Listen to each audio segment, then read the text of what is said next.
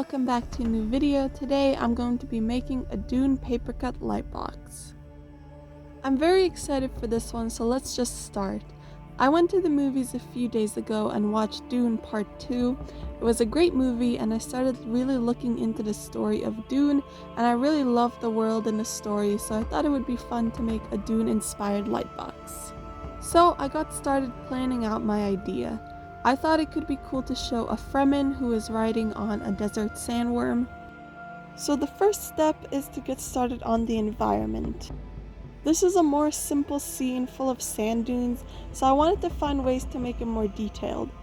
I've created scenes with sand before, but I always kept it too simple and honestly pretty boring looking. No details, just blank layers, and I wanted to do better than that for this project, so I had to get creative.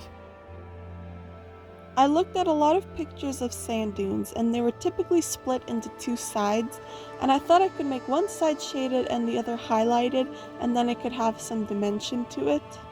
And that was the plan, so I got started by drawing out the sand dunes and planning out where the shadows and highlights will go.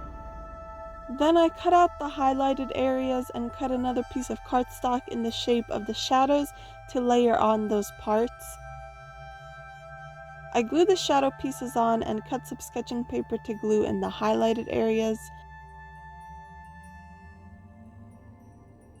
Then I cut the dividing line down the middle, and I have my first layer of sand dunes. I go ahead and make 3 of these layers for the foreground. The story of Dune takes place on the planet of Arrakis, which is a completely dry desert planet.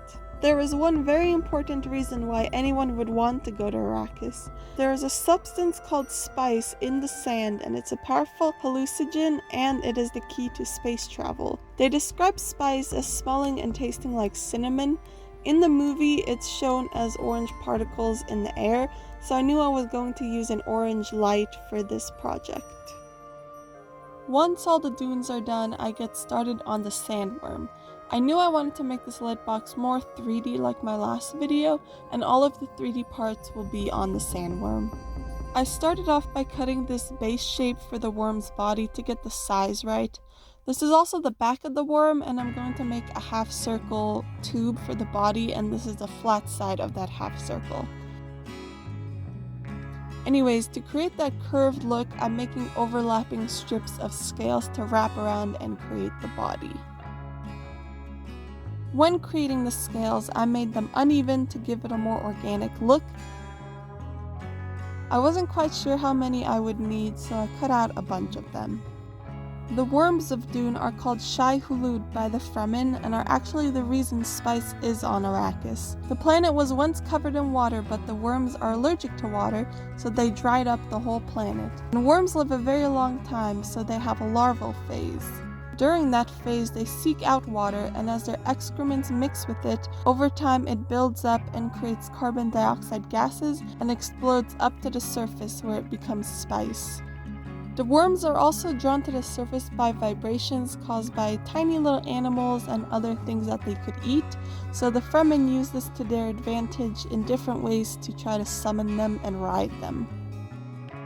As I keep adding these layers of scales, it really started to come together. As I got closer to the mouth, I make the body widen a little bit and tilt upwards just to add a little bit of movement to it, because otherwise it kind of would just look like a stiff tube.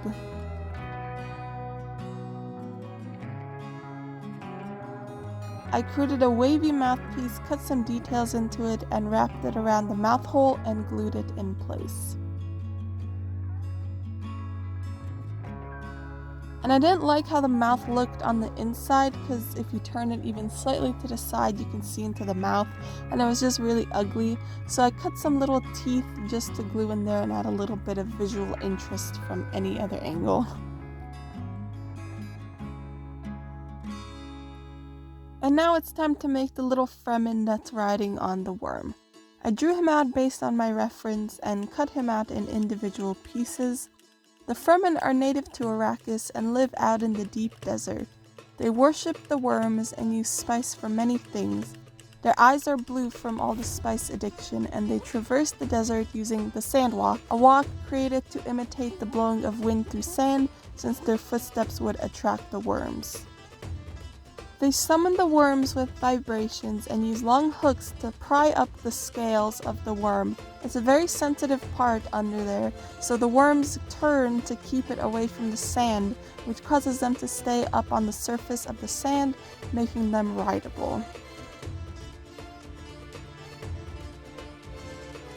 And the cool part about making the scales like I did is that I can pry up individual scales to put the hooks in, and it looks a lot more realistic. So I attached the fremen and attached the whole worm onto a frame of foam board. It took up 2 layers worth of space with a tiny bit of room left to add some details. And speaking of details, I'm making 2 different kinds. The waves of sand that the worm pushes out of the way when it moves, and then the cloud of dust that gets kicked up by the worm. I started with the waves because I was uncertain about how to make them and have them to turn out good. I decided to cut out the shapes and shade it the same way as the sand dunes. I only made 2 and they were pretty simple, so it took no time at all to finish them and glue them in place.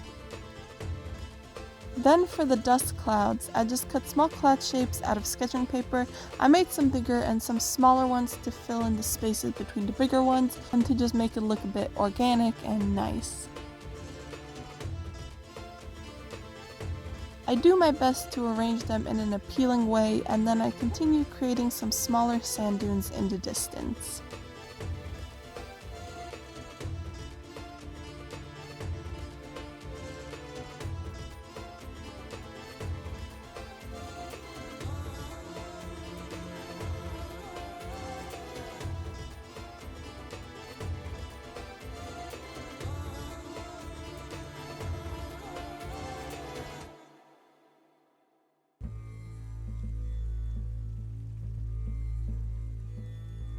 Once I finished them, I glue them into their place in the layers, and I move my attention up to the sky. I used sketching paper for the sky, and I wanted to add some moons. I wanted them to kind of blend into the sky and look faded, so I keep the main body of the moons the sketching paper and just add some detailed shading with more sketching paper layered on. Arrakis has 2 moons named Krelln and Arvon. The bigger of the 2, krelln, has a weathered area that looks like a hand, and its nickname is the Hand of God. Arvon is the smaller moon, and it has an area that looks like a kangaroo rat, which on Arrakis are called Muad'Dib. So its nickname is Little Muad'Dib.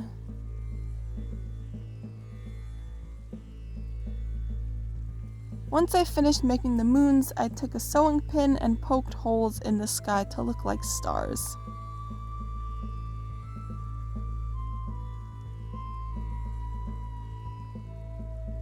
Then I got my LED strip, set it to orange, and here's the finished piece. I'm super happy with how it turned out, and it was really fun to make, and I loved the story of Dune, so it was just nice.